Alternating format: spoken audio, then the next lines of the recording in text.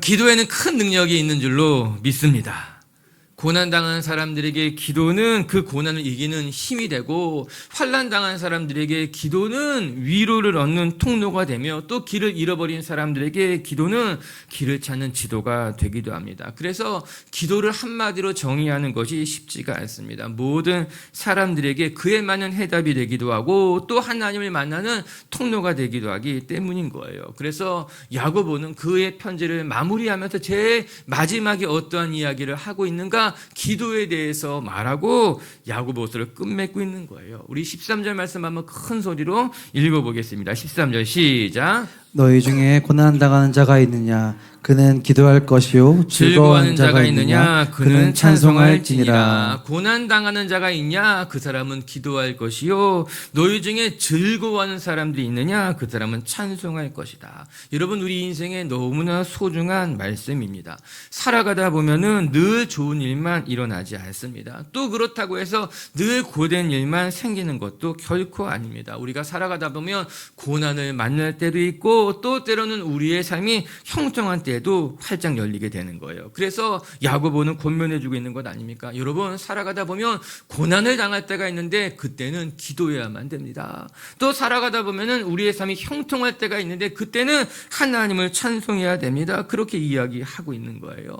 그것이 야고보가 가르쳐주는 삶의 지혜입니다. 어떤 때가 되었든지 간에 하나님을 기억하고 하나님 앞에 나아가는 것, 그것이 이 세상을 살아가는 신앙인의 지혜라고 하는 거예요. 고난의 긴 터널을 지나가고 있는 분들이 계시다면 우리 함께 기도할 수 있기를 주님의 이름으로 축복합니다.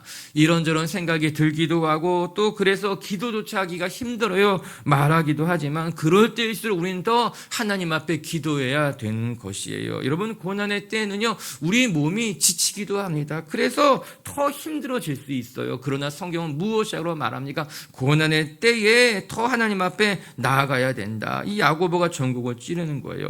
고난의 때에는 무엇해야 됩니까? 낙심하지 않아야 됩니다. 고난의 때에 게을러지지 않아야 됩니다. 고난의 때에 여러분의 삶이 무너지면 안 되고, 고난의 때에는 기도의 자리에 힘써야 되는 거예요 라고 말이죠. 그뿐만 아니라 즐거울 때는 하나님을 찬송하라고 말합니다. 이는 하나님을 잊지 말라는 말씀일 거예요. 고난의 때에는 우리가 하나님을 막 붙들어서 하나님 없으면 안 됩니다 말하지만, 여러분, 우리의 삶이 즐거울 때에는요 하나님을 잊기가 쉽습니다. 너무 좋고 너무 행복하다 보니까는 하나님을 찾을 겨를이 없는 거예요. 그냥 그 행복에 젖어 살아가는 것이죠. 돈을 잘 벌 때는요 돈에 빠지게 됩니다. 사람들이 막 좋잖아요. 너무너무 막 사람이 좋을 때는요 사람에게 취하기가 쉽습니다. 간혹 어떤 사람들은요 자신의 취미에 빠지는 사람들도 있습니다. 여러분, 그것도 무섭습니다. 골프라는 취미에 빠지기도 하고요, 뭐 이렇게 나쁜 취미에 빠지기도 하는 거예요. 여러분, 취미가 나쁜 건 아니지만 취미가 우상이 되는 순간 하나님은 사라지게 된다라고 하는 거예요. 무엇보다도 우리의 삶이 형통하잖아요. 교만해지기가 쉽습니다. 내가 잘해서 이렇게 형통한 것처럼, 내가 수고해서 이렇게 된 것과 같이 우리의 삶이 형통해질 때 위험한 건 교만해지기 쉽다라고 하는 거예요. 예, 야고보는 우리에게 무엇이라고 말합니까? 여러분의 삶이 형통할 때, 여러분의 삶이 즐거울 때는 하나님을 잊지 말고 하나님 앞에 찬송하라라고 하는 거예요. 고난의 때에는 기도하십시오.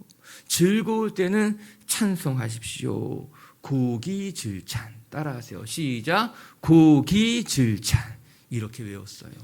고난의 때에는 기도하고 고기, 즐거울 때는 찬송해라. 이 한마디로 말한다면 우리의 삶의 자리에서 하나님을 잊지 않는 비결이라고 하는 것입니다. 고난이 오면은 기도하고, 우리의 삶이 즐겁고 형통할 때는 하나님을 찬송해라. 어느 한쪽에도 치우치지 말고 하나님을 붙들고 살아가는 건강한 신앙인의 모습이라고 하는 거예요.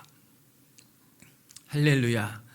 우리의 삶이 이런저런 일을 만날 것입니다. 이런저런 때를 겪게 될 것입니다. 고난의 때를 만나기도 하고 형통한 때를 지나기도 하고 너무너무 힘들고 어려운 때를 지나기도 하지만 또 우리의 마음이 한참 즐거울 때도 있을 거예요. 그러나 어느 때가 됐든지 간에 하나님을 기억하고 하나님 안을 붙들며 고기질찬 고난의 때엔 기도하고 즐거운 날이 오면은 하나님을 찬송하는 빛의 교회 성도님들 되시기를 주님의 이름으로 축복합니다.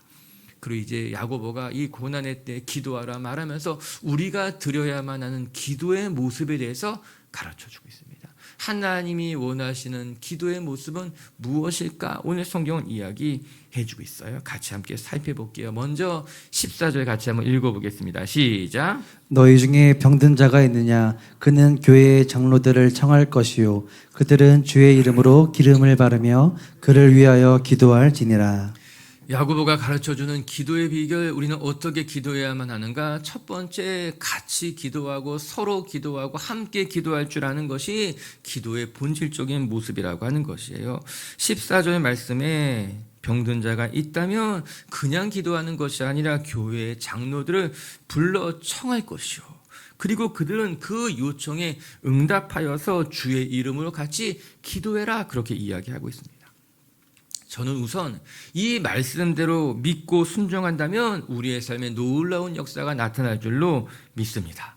그것이 성경의 말씀이고 성경의 말씀에 따라 살아가는 성도의 삶이에요. 그냥 몸이 아플 때 주저앉아 있고 탄식하는 것이 아니라 교회의 성도들을 요청해서 나와 같이 기도해 주십시오. 오늘 이 말씀을 기억하는 거예요. 이 말씀대로 몸이 아플 때 장로들을 불러서 기도하면 하나님께서 역사하신다라고 하는 거예요. 여러분, 이게 말씀을 기억하고 말씀대로 살아가는 사람들의 모습이에요. 이렇게 살아가면 하나님 역사하세요. 내용은 너무나 간단합니다. 몸이 아픈 사람이 있다면 교회 장로들을 불러서 같이 기도해라. 그리고 장로들은 외면하지 말고 그의 기도에 요청에 응답해서 같이 기도해라. 그러면 하나님께서 응답하실 것이다. 우리가 뒤에 다시 한번 살펴보겠지만 기도에는 역사한 힘이 크다라고 하는 거예요. 그래서 저는 이 말씀을 오늘 읽었다면 이 말씀대로 한번 살아가 보시길 권면합니다. 아플 때 교회 장로들을 불러서 믿음의 사람들을 불러서 같이 기도하면 하나님께서 역사하시는 거예요. 아멘. 그런데 여기에 중요한 교훈을 배우게 됩니다. 기도란 무엇인가?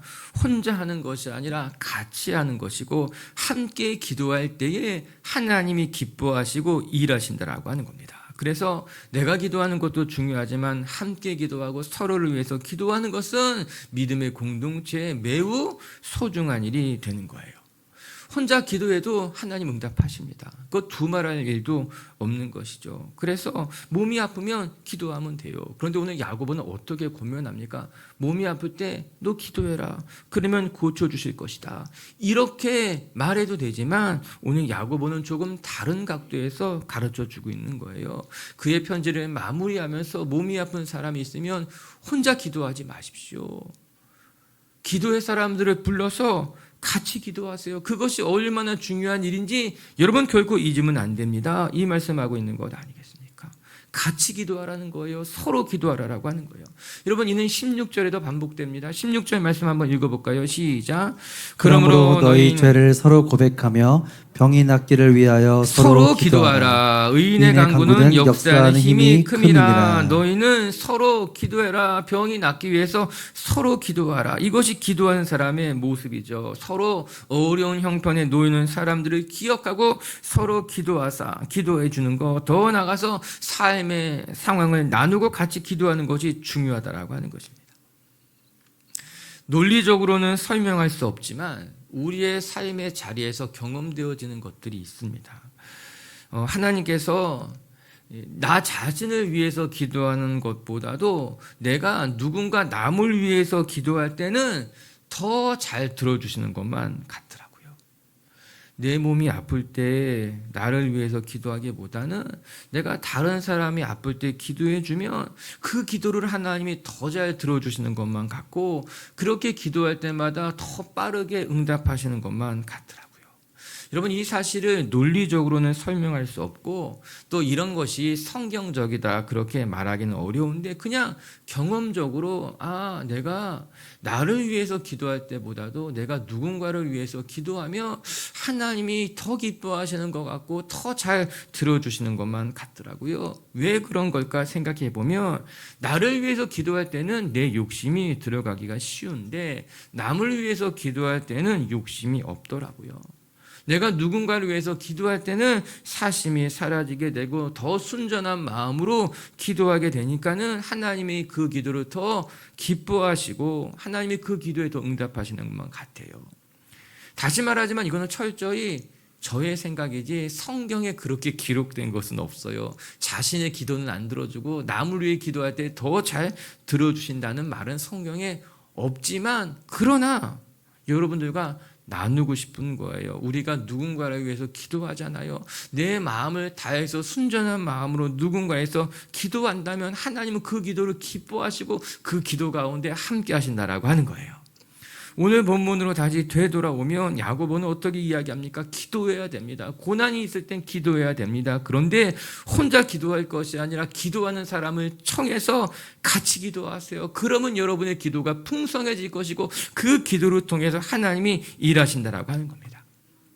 여러분, 이 말씀은 야고보만 권면한 것이 아니라 마태는요, 그 마태복음은 18장 19절 말씀 보게 되면 이렇게 나오거든요. 두 사람이 땅에서 합심해서 무엇이든지 구하면 하늘에 계신 아버지께서 이것을 들으시고 이루어 주신다라고 하는 거예요. 혼자 기도하는 것이 아니라 두 사람이 함께 모여서 합심해서 기도하면 하나님이 응답해 주신다. 이거 마태의 고백인 것 아니겠어요? 그뿐만이 아니라 바울도 그의 서신서에서 동일하게 고백합니다. 여러분, 에베소서 6장 18절 말씀 보게 되면 어떻게 나오는가? 이렇게 나와 있어요. 깨어 구하기를 항상 힘쓰며 여러 성도를 위하여 기도해라. 여러 성도들을 위해서 같이 기도해라. 중보해라. 그러면 하나님이 응답하신다라고 하는 거예요. 마태도 바울도 동일하게 함께 기도하는 것, 서로가 서로를 위해서 기도하는 것이 얼마나 중요한 일인지 보여주고 있는 것 아니겠습니까? 사랑하는 빛의 교회 가족 여러분, 우리가 기도해야만 합니다. 그런데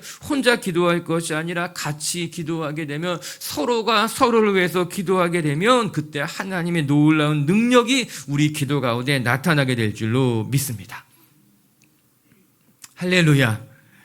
그런데 여기서 우리가 주의해야 될 것도 한 가지가 있어요. 우리가 장로를 불러서 기도해라. 여기서 말하는 장로가 누구인가? 장로의 직분을 받은 사람만 청해야 될 것인가? 그 말은 아닐 것입니다. 여기서 이야기하는 것은 우리가 누군가에게 기도를 요청할 때 그 사람은 아무나에게 요청할 것이 아니라 신뢰할 만한 사람, 그를 초청하라라고 하는 거예요. 그래서 야고보는 장로를 청해라 말씀하고 있는 겁니다. 이는 그 공동체 안에서 신뢰할 만한 사람이라고 입증된 그 사람을 부르라는 말인 것 아니겠습니까?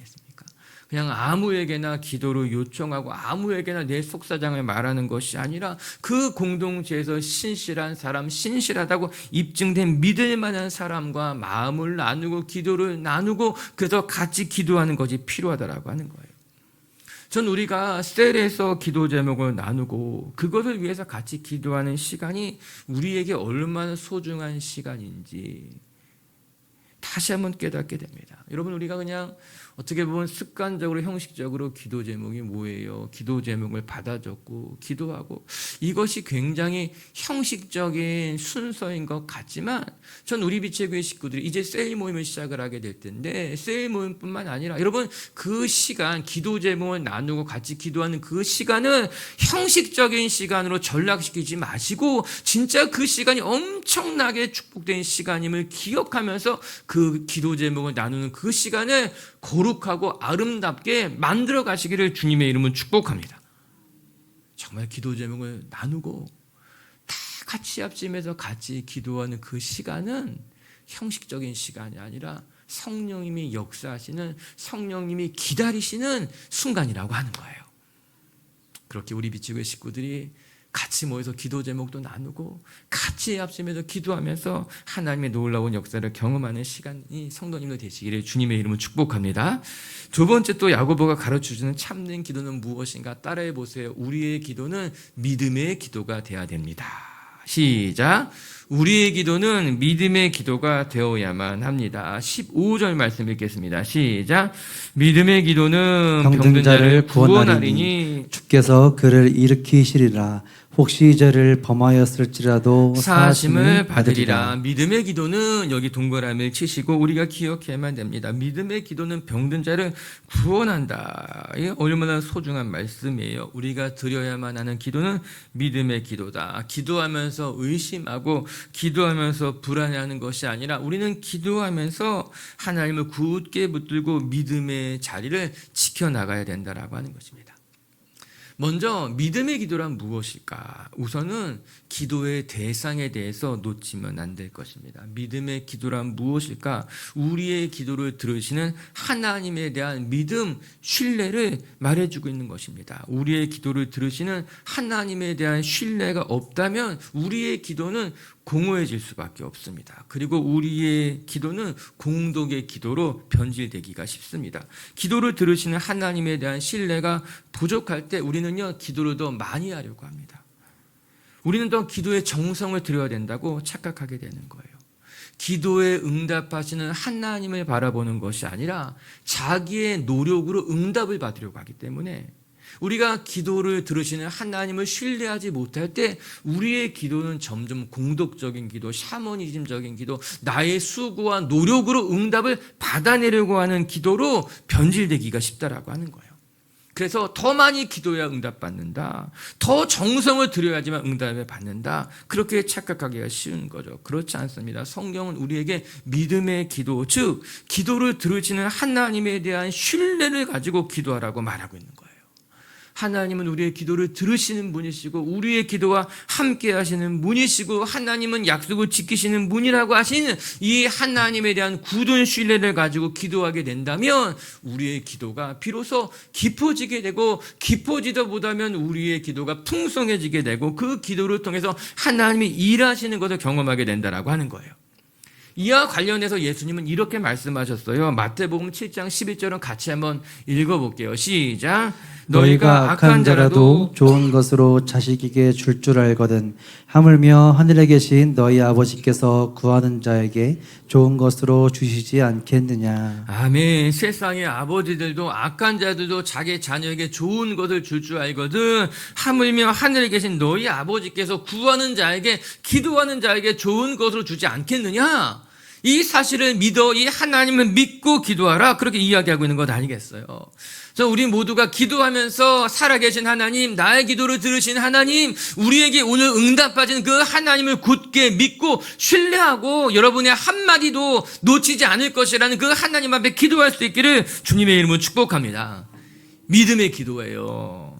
또 한 가지 믿음의 기도란 무엇인가? 기도를 들으신 하나님을 신뢰할 뿐만 아니라 두 번째는 하나님 앞에 기도하면 하나님이 반드시 응답하실 것이라는 믿음을 가지고 기도하는 것이 믿음의 기도입니다. 그렇기 때문에 우리가 읽는 이 개역개정에는 믿음의 기도다 이렇게 번역하고 있지만 쉬운 성경에는 이렇게 번역하고 있어요. 믿음을 가지고 하는 기도 이렇게 번역하고 있어요.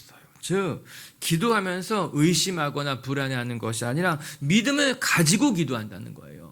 믿음을 가지고 하나님의 무릎 꿇는다라고 하는 거죠. 여러분, 기도라고 해서 다 같은 기도가 아니라고 하는 거예요. 믿음을 가지고 하는 기도도 있고 믿음을 가지지 않고 기도할 수도 있다는 것 아니겠습니까? 우리가 어떤 형편에 놓였든지 간에 하나님께서 나의 기도를 들으실 것이다. 이 믿음을 가지고 기도할 때에 하나님께서 우리의 기도에 응답하시고 역사하신다라고 하는 거죠. 여러분, 사단은 끊임없이 우리에게 의심을 주고 불안한 마음을 심어줄 것입니다. 아니, 사단을 이야기하기 전에 우리가 연약한 존재이기 때문에 자꾸 우리의 마음속에 그런 생각이 일어날 수도 있습니다. 기도하면서도 걱정이 되고 기도하면서도 또 불안하고. 그러나 기억하십시오. 믿음의 기도는 병든 자들까지 낫게 하는 하나님의 능력이 될 것이다. 마가복음 11장 24절에 우리 마가의 권면을 한 줄 읽어보도록 하겠습니다. 마가복음 11장 24절 말씀 시작. 그러므로 내가 너희에게 말하노니 무엇이든지 기도하고 구하는 것은 받은 줄로 믿으라. 그리하면 너희에게 그대로 되리라. 아멘. 한 번 더 같이 큰 목소리로 마가복음 11장 24절 읽겠습니다. 시작. 그러므로 내가 너희에게 말하노니 무엇이든지 기도하고 구하는 것은 받은 줄로 믿으라. 그리하면 너희에게 그대로 되리라. 아멘. 오늘도 우리가 기도한 것 그대로 응답하실 줄로 믿습니다. 그런데 여기서 이 믿음의 기도가 병든 자를 낫게 한다고 하잖아요.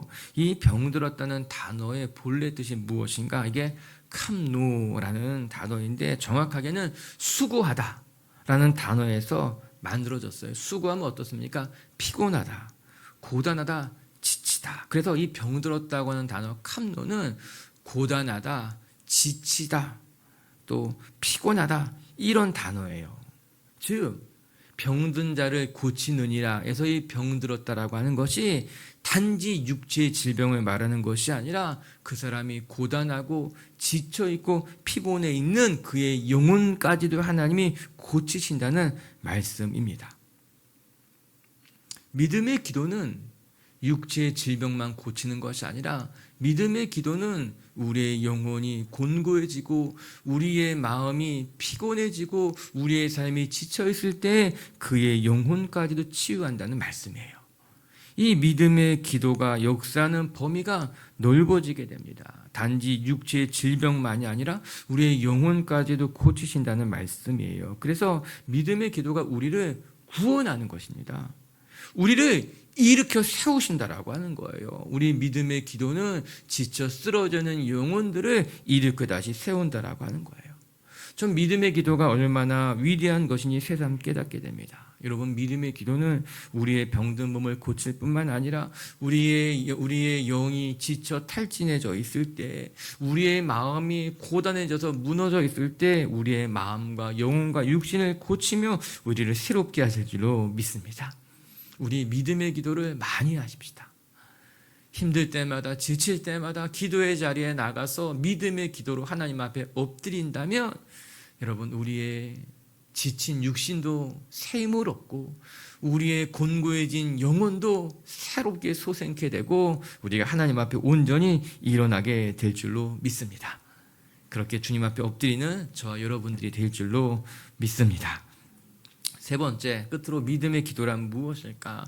첫 번째, 믿음의 기도는 우리가 드려야만 하는 기도는 혼자 기도하는 것이 아니라 같이 함께 서로를 위해서 기도하는 것이 중요하다. 두 번째, 우리의 기도는 하나님을 굳게 믿고 신뢰함으로 나아가는 믿음의 기도가 필요하다. 세 번째, 기도는 우리의 삶으로 드려야 된다는 거예요. 즉, 기도하는 사람의 삶이 얼마나 중요한지 가르쳐주고 있습니다. 그것이 기도의 완성이에요. 16절 말씀 한번 읽겠습니다. 시작. 그러므로 너희 죄를 서로 고백하며 병이 낫기를 위하여 서로 기도하라. 의인의 간구는 역사하는 힘이 큼이니라. 여기 또 의인의 간구에 동그라미를 치고 한번 또 기억해야만 합니다. 오늘 야고보가 기도에 대해서 말하는데 믿음의 기도를 이야기했다면 이제는 의인의 간구에 대해서 말하고 있는 것 아니겠습니까? 의인의 간구에는 역사하는 힘이 크다는 거예요. 기도에 대해서 이야기하는 동시에 기도하는 사람에 대해서 말해주고 있는 것입니다. 일단 여기에서 먼저 기억할 것은 여러분, 성경이 이야기하는 의인이란 어떠한 사람일까요?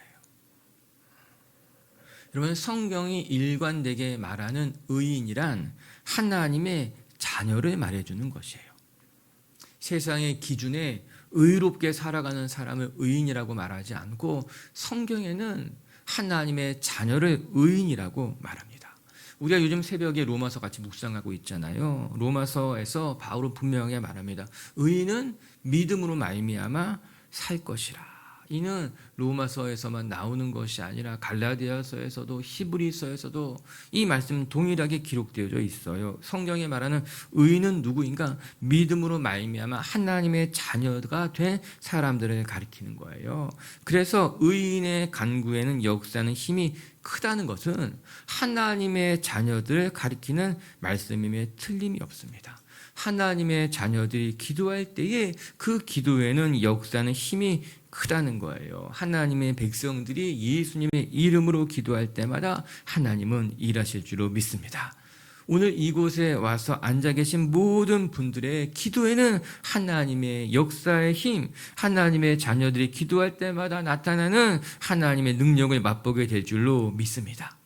그래서 의인의 간구란 하나님의 자녀들이 기도하는 것을 말해주는 거예요. 오늘 여러분 모두에게 적용될 수 있다, 그렇게 말할 수 있습니다. 아멘. 끄름직해요? 뭔가 우리 마음속에 나의 기도는 아닌 것 같아. 아니에요. 여러분의 기도, 여러분 다 의인들이에요. 아멘. 의인의 기도는 간구하는 힘이 크다. 다 하나님의 자녀예요. 그런데 여기서 한 가지를 더 짚어야만 합니다. 우리가 야고보서를 이제 2달 가까이 묵상하고 있는데, 여러분 야고보서를 묵상하면서 야고보는 제일 마지막에 이 이야기를 하고 있어요. 근데 우리가 앞서서 읽었던 야고보서에서 강조하고 있었던 주제가 무엇입니까? 야고보는 1장부터 5장에 이르기까지 매 장마다 중요한 주제를 반복해서 강조하고 있었습니다. 그것은 바로 행함이 있는 믿음이었어요. 대표적으로 2장 26절, 이거 잘 알고 있는 말씀이고 야고보서에서 몇 번 반복됐어요. 읽어볼게요. 시작. 영혼 없는 몸이 죽은 것 같이 행함이 없는 믿음은 죽은 것이니라. 아멘. 야고보서에서 발견할 수 있는 일관된 주제입니다. 참된 믿음이란 무엇인가? 행함을 동반하는 믿음이라고 말합니다. 만약 입술로 믿음을 고백하지만 그의 삶이 따라주지 않는다면 그 믿음은 죽은 믿음이라고 하는 거예요. 야고보의 일관된 가르침이고 그의 주장이죠. 오늘 야고보서를 우리가 그렇게 묵상했어요. 그렇다면 오늘 야고보가 자신의 편지를 마무리하면서 그 가장 마지막에 의인의 간구에는 역사하는 힘이 크다, 그렇게 말했는데, 여기서 말하는 의인은 누구를 이야기하는 것일까요? 단지 믿음을 가지고 믿음이 있다고 말하는 사람들을 이야기하는 것이 아니라, 여기서 말하는 의인은 지금까지 우리가 야고보서를 묵상한 것과 같이 믿음을 가지고 그 믿음에 따라 몸부림치며 살아가는 성도를 말해주고 있는 거예요. 단지 입술로만 하나님을 믿는다고 말하고 그의 삶은 전혀 믿는 자답게 살지 못하는 그런 영혼이 없는, 몸이 죽은 것 같이 행함이 없는 믿음으로 죽은 자와 같이 살아가는 사람들을 이야기하는 것이 아니라, 믿음을 가지고 몸부림치면서 믿음대로 살고 애쓰는 사람을 오늘 야고보는 의인이라 말하고 그의 기도에 하나님이 역사하신다 이야기하고 있는 것 아니겠습니까? 사랑하는 비치교회 가족 여러분, 오늘은 우리 비치교회 식구들이 하나님에 대한 믿음이 우리 가운데 다 있잖아요. 그런데 그냥 믿음을 내 안에 고이 모셔두는 것이 아니라 그 믿음을 붙들고 그 믿음대로 살기 위해서 몸부림치게 된다면 우리의 삶이 하나님 보시기에 의롭고 아름답고, 또 그때 우리의 기도에는 정말 역사하는 힘이 놀랍게 나타나게 될 줄로 믿습니다. 혹시나 해서 다시 한번 말씀드리지만, 기도의 응답은 우리 행위에 있지 않고 철저히 하나님의 은혜에 있습니다. 그것에는 변함이 없습니다. 그러나 입술로만 믿음을 고백하는 삶이라면 그의 믿음이 참된 믿음일 수 있을까? 우리 돌아보면서 입술로만 하나님을 고백하는 것이 아니라 우리의 삶의 자리에 행함으로 그렇게 믿음대로 살아가는 것으로 말미암아 여러분의 삶이 하나님의 응답이 되시고 여러분의 삶을 통해 하나님의 응답을 경험하시는 분들 되시기를 주님의 이름으로 축복합니다. 말씀을 정리할게요. 야고보는 오늘 이 야고보서를 마무리하면서 고난당하는 자가 있느냐? 그는 기도할 것이요. 즐거워하는 자가 있느냐? 그는 찬송할 것이라. 이렇게 말씀하고 있습니다. 저는 지혜로운 사람의 모습일 것이다 생각합니다. 고난당할 때는요, 낙심하지 말고 기도의 자리를 떠나지 않는 거예요. 우리의 삶이 형통할 때, 그래서 막 즐거울 때는 그 즐거움에 취해서 하나님을 잊는 것이 아니라 하나님 앞에 감사하고 찬송하며 살아갈 때에 우리의 삶은 하나님 모시기에 더 온전해지고 아름다워질 줄로 믿습니다. 그렇게 우리 미치교회 식구들이 언제나 하나님 안에 균형 잡힌 성도들로서 고난의 때에도 또 우리의 삶이 형통할 때에도 하나님 앞에 나아가는 성도님들 되시기를 주의 이름으로 축복합니다. 그렇다면 우리가 드려야만 하는 기도의 모습은 어떤 것일까? 첫 번째는 우리는 함께 기도하고 서로를 위해서 기도하고, 그렇게 우리의 기도가 흘러갈 때에 그 기도가 진짜 기도, 하나님이 기뻐하시는 기도이다, 이런 기억하면서 혼자 기도해도 너무나 귀합니다. 그러나 혼자만 기도하는 것이 아니라 같이 기도하고 기도를 요청하기도 하고 그 요청에 응답하기도 하면서 여러분의 기도의 지경이 점점 더 넓어지기를 주의 이름으로 축복합니다. 두 번째, 우리가 드려야만 하는 기도는 믿음의 기도입니다. 하나님에 대한 굳은 신뢰를 가지고 우리가 기도하는 것마다 응답하실 것이라는 믿음을 가지고 기도하는 성도님들 되시기를 주의 이름으로 축복합니다. 세 번째, 기도하는 것도 중요하지만 기도하는 사람이 더 중요하다. 오늘도 믿음을 가지고 믿음대로 살아가는 성도님들 되시기를 주님의 이름으로 축복합니다.